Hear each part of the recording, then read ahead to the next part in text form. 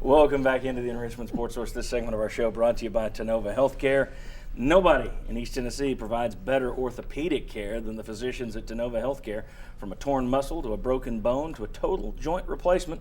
You can take it from me personally. I've been over there with a torn quad muscle.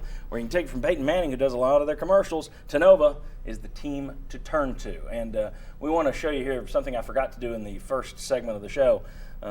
If you look at the SEC East right now, enjoy it.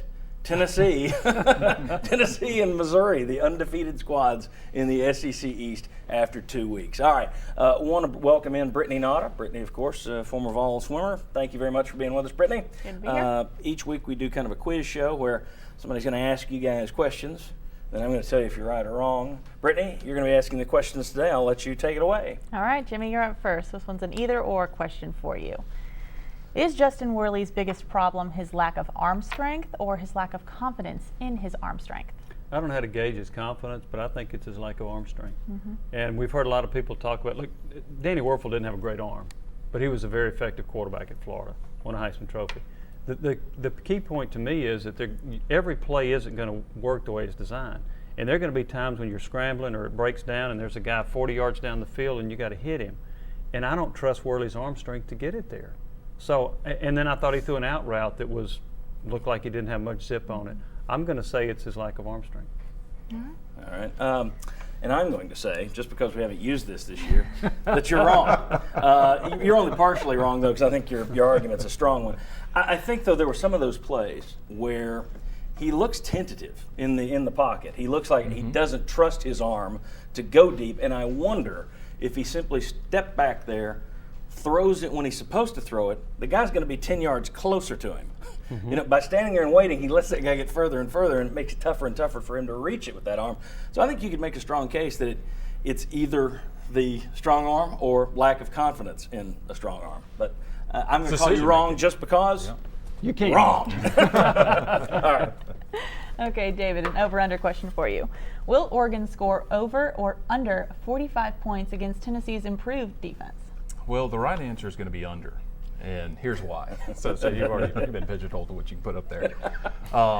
Look, the defense is playing better. The turnovers, I know there was a ton, and you had issues where, Western Kentucky's quarterback made some horrendous throws, and we got some picks, but we got them. You know, we had guys going after the football, and then looking at the pass rush. We talked about that last week.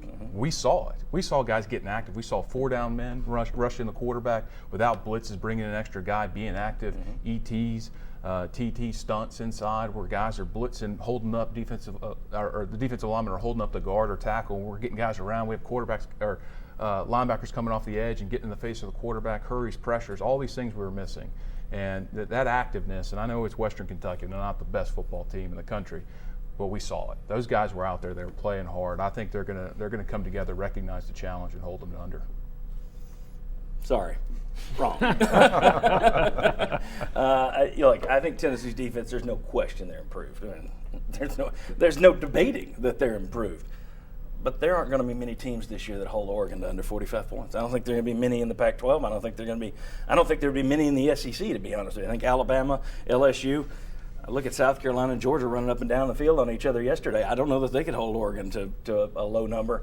So I think Tennessee does give up 45 this week. Tell you what, though. We get that Sterling positive mentality. If they hold them to under 45, then I'll trust them to give up less than 45 against Florida. All right. And their horrible offense. Back to you, Brittany. All right, Bob, fill in the blank question for you. Tennessee's crowd yesterday was blank. Wow, there's a lot of the first answer I'd like to go with is stupid. Because they were up there insulting Butch Jones already and calling him Derek Dooley. Dooley 2, shades of Dooley. Maybe that's just the section I sat in, is the low IQ folks. But I'm going to go with disappointing. And then they're all going to be friendly to you next week. I won't be there for the next game. So and I thought it was very disappointing. I mean, there was less than 80,000 people in my estimate that were there. I couldn't see everything. Oh, you're right. But it's a pretty good team coming to town. The next team that you've got coming in is South Alabama. I mean, this was going to be a competitive game, and thanks to Tennessee getting a bunch of turnovers that wasn't. But I was just surprised that you didn't have around 95,000 people there for a pretty good Western Kentucky team. So I'm going to go with disappointing and stupid. I think you're right about the disappointing part. And as far as the stupid part, you can carry this as a shield. All right. Well, No. I get what you're saying. When you sit with people and it's week 2 and they're already yelling the Dooley Yes. stuff, you might want to realize that the only thing you yell about Dooley is, it's Dooley's recruits out there that Butch Jones is having to use. So in terms of disappointing, I think it was disappointing. I think it's one of those things that fans just aren't going to show up like they used to. And every one of these fan bases said, well, we're the best fan base in the nation. And time after time, most of these schools are proving, no, you're probably not the best, because unless it's national championship contention, it's not a full house.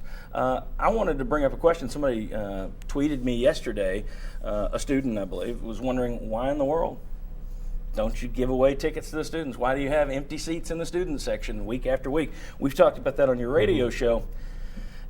Whether it's a free ticket to the students or a deep discounted ticket to the students, I think it'd be wise. Brittany, your thoughts on letting the students in there for a cheap rate or a free rate?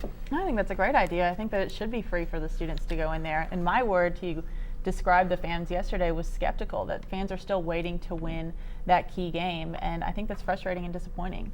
Well, they charge $10 to $15 for the students per game, but I think it ought to be free. And I think when agree. and they had less than half the student section was full. Well, you Less had than that. half. Their portion of the upper deck was just Empty. Yeah, they sold 6,500 student tickets. The thing that doesn't make sense about it is you see these schools and they say, well, we're losing money. We've got to raise the ticket prices everywhere. They're making more money than ever off television. They're trying to double dip. They could easily say, we're making the same we've always made thanks to this TV, and we'll lower this price here and still make the same. Instead, it's, we want all this TV money, and we're going to charge students, and we're going to go up on ticket prices everywhere else. It's that greed that's going to cost them, and if you don't have the students in there, you're going to lose a whole generation of future fans and future donors, future boosters. So I thought that that tweet I got was pretty sharp. I think, would you guys agree with the? Yeah, I think you should. I mean, look, the students, they pay tuition. They're a part of the university as much as the student athletes are. We need them there. They're the loudest fans that are in the stadium.